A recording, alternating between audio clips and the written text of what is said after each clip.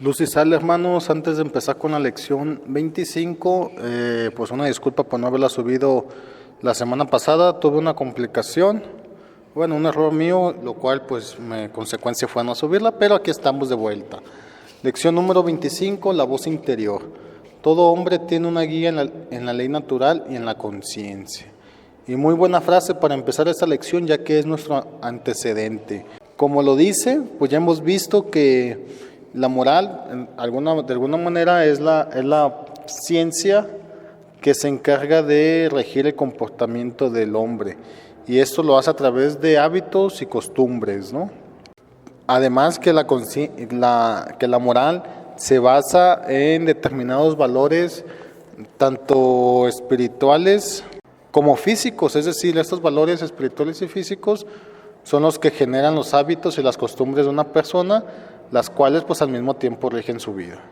Y pues la lección anterior nos habló de la moral cristiana, la cual nos dice que una persona que se rige por la moral cristiana, pues su comportamiento, sus costumbres, sus hábitos, los valores espirituales deben de ser apegados conforme a lo que nos enseñó Cristo. Sin embargo, la lección menciona que una persona que tiene a la moral cristiana en su vida, pues tiene un poco más valores o ve más por el bien común que una persona que no tiene pues estos principios en su vida, ¿no? Y la verdad, pues lo acabo de ver hoy esta semana en mi trabajo. Me dicen que no cuente esas experiencias, pero pues la verdad, si no las cuento yo digo que dando testimonio y aprendiendo a identificar estas cosas es como realmente vamos valorando el conocimiento que tenemos. Bueno, les comento, la situación en mi trabajo es que no ha salido mi contrato a raíz de que una persona a la que yo estoy cubriendo no ha podido ingresar su licencia. Entonces, ya lleva 3 meses con esta situación.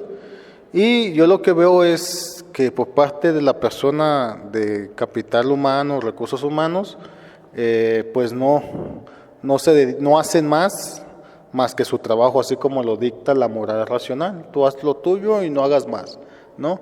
Entonces yo me puse a pensar en eso, o sea, si realmente tuviera al menos una moral natural, ya no una cristiana, una moral natural, creo que pues la hubiera hecho un poco más para que todo el trámite se hiciera pues a la brevedad posible y no ahorita que ya lo está haciendo, pero ya lo está haciendo porque si no lo hace se van a venir otras situaciones y otros problemas que le van a acarrear más trabajo.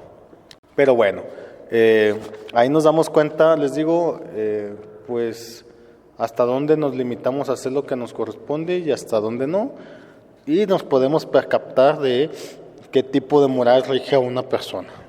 Pero bueno, continuando con la lección, independientemente les decía que una persona tenga moral cristiana o moral racional, también estudiamos la moral natural, la cual pues de alguna manera es una moral que nos impregna a Dios, a todos los hombres, de hacer la voluntad de Dios. Esto quiere decir que Dios nos impregna la voluntad de hacer el bien.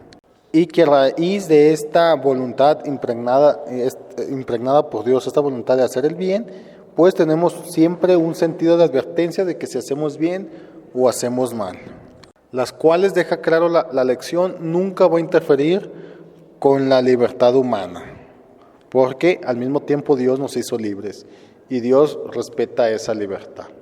Y no solo Dios respeta esta libertad, sino también la iglesia. Entonces, les comento, Dios nos dio la moral natural, pues para tener este sentido de advertencia, pero este sentido de advertencia viene dado por dos normativas, las cuales son la ley natural y la conciencia. Lo cual, pues en esta lección se profundiza un poco más. Ya estas dos situaciones, estas dos normativas, ya lo habíamos tocado la lección pasada, pero hoy nos toca profundizar en ellos. Entonces, para entender lo que es la ley natural, primero pues hay que entender qué significa ley, cuál es la definición de ley. Y de acuerdo a la lección dice, ley es una disposición racional, ordenada al bien de la comunidad, emitida y promulgada por la autoridad, constituida en sentido de de obligación de cumplimiento. Y bueno, pues dice que también que es una disposición racional, porque la ley tiene que tener un fundamento, debe de estar motivada a algo, no por capricho y sin motivo, no como los antiguos reyes, que se hacía su santa voluntad, nada más por hacer su voluntad, sin motivo alguno, ¿no? Una ley, al contrario de esto, pues tiene que tener un fin. Y ese fin, como lo dice también, pues es al bien de la comunidad. Es decir, yo voy a promulgar una ley, la voy a sustentar bien, con la finalidad de que la comunidad le saque provecho a esa ley. Una vez de que ya se pensó la ley, se analizó la ley, se le dio el sentido a la ley, pues es emitida y promulgada. Esto nos quiere decir que es obligación de las autoridades, en este caso que hacen las leyes, las tienen que dar a conocer, con la finalidad de que la ley sea obedecida por todas. Bueno, primeramente conocida y después obedecida por todos. También dice que pues una ley debe de estar constituida por la autoridad, eso con la finalidad de que la ley sea aceptada y obedecida. Es decir, yo no puedo poner una ley en mi ciudad porque pues nadie me va a hacer caso, ¿no? Tiene que estar dada por la autoridad con la finalidad de que se cumpla, si no, pues no tiene caso o finalidad esta ley. Y pues lo otro es de que las personas deben de aceptar cumplir la ley, no por si él quiere, si nada, es una obligación cumplir las leyes. Y bueno, hasta aquí con esto de la definición de leyes. Ya les digo, visto de otra forma o analizado de otra forma, una ley se crea ante una problemática en la comunidad, la cual pues se tuvo que haber pensado, analizado para poder promulgar esta ley. Una vez promulgada, una vez hecha, se promulga con la finalidad de que todos conozcan la nueva ley y que la intención de esa ley es darle solución a un problema en la comunidad. Una vez conocida la ley, pues todos estamos con la obligación de cumplirla, puesto que es la autoridad quien la emite y la promulga. Y bueno, en este punto tenemos dos clases de leyes, la divina y la humana. Y se va a clasificar de acuerdo a quien emite y promulga dicha ley, Dios o el hombre. Y bueno, como lo habíamos visto con la moral racional, una ley hecha por el hombre, una ley del hombre, es una ley temporal, porque está sujeta al tiempo, también es mutable porque está sujeta a las circunstancias, y de alguna manera también es particular porque nada más afecta a un grupo de hombres, es decir, a una nación, a un país, a un estado, a una comunidad. Y es relativa porque pues tiene como limitante la ley de Dios, la cual pues no se debe en teoría no se debe de contraponer a esta ley, pero además las leyes que surgen en un país tampoco deben de contraponer o se van a imponer a las leyes que tiene otro país, entonces aquí hay una segunda limitante. En cambio, la ley de Dios es eterna, porque Dios es eterno, inmutable porque no está sujeta a variaciones, universal porque afecta a todos, esto ya lo vimos la lección pasada, y absoluta porque el que la promulga es Dios. Entonces, una vez entendido esto, pues podemos analizar lo que es el concepto de la ley natural, la cual es ese conjunto de preceptos y principios morales inherentes al hombre. Y cuando digo hombre me refiero al alma inteligente y a la libertad que tiene el hombre. En otras palabras, nosotros por el simple hecho de existir, por el hecho de tener un alma, poseemos esta ley natural. Y a raíz de que tenemos esta ley natural, también se nos brindó o se nos da una conciencia, la cual nos permite conocernos a nosotros mismos y a lo que nos rodea, pero no solamente esto, sino saber que conocemos y que sentimos. La cual esta es la diferencia entre los humanos, entre los seres inteligentes y no inteligentes. Y muchos dirán, oye, pero el perro siente y conoce. Así es, o los animales sienten y conocen, pero ellos no saben que sienten ni conocen. Y un claro ejemplo es cuando los entrenan, ¿no? Cuando los entrenan, el perro o el animal obedece por instinto porque sabe que va a recibir algo a cambio, pero hasta ahí. En cambio nosotros no sucede eso. A nosotros no nos entrenan, al contrario, obedecemos porque sabemos que tenemos que obedecer, sabemos que es por un bien común. Ahora bien, con esta conciencia somos capaces nosotros de emitir un juicio acerca del bien y el mal, pero más que eso, emitir el juicio acerca de nuestros actos, de nuestras acciones. Y dichos actos o dichas acciones que se hacen, que nosotros hacemos una vez emitido el juicio, pues se hacen con sentido de responsabilidad. Y bueno, ¿y qué es la responsabilidad? Pues es una cualidad del alma por el cual una persona cumple su deber, pero cumplir su deber, este cumplimiento de su deber va a estar asociado a su conciencia. Entonces, que aquí es un punto importante, porque si la conciencia la tenemos distorsionada o mal formada, pues nuestro sentido de responsabilidad va a estar mal formado. Por ejemplo, esas personas que agreden y viven con violencia constantemente. ¿Qué fue lo que pasó en su momento? Una de las cosas que se dice es que de niño esa persona creció con violencia. Creció viendo que la violencia era algo común, algo normal, porque se hacía en su casa. Entonces llega a su etapa adulta y como su conciencia le dice que la violencia está bien porque eso lo vio desde casa, pues siendo adulto seguirá siendo violento. Entonces aquí viene otra responsabilidad importante, el cual es educar a nuestros hijos de una mejor manera, lo más posible, enseñándole valores, pues si no cristianos, mínimo con una moral natural bien inculcada.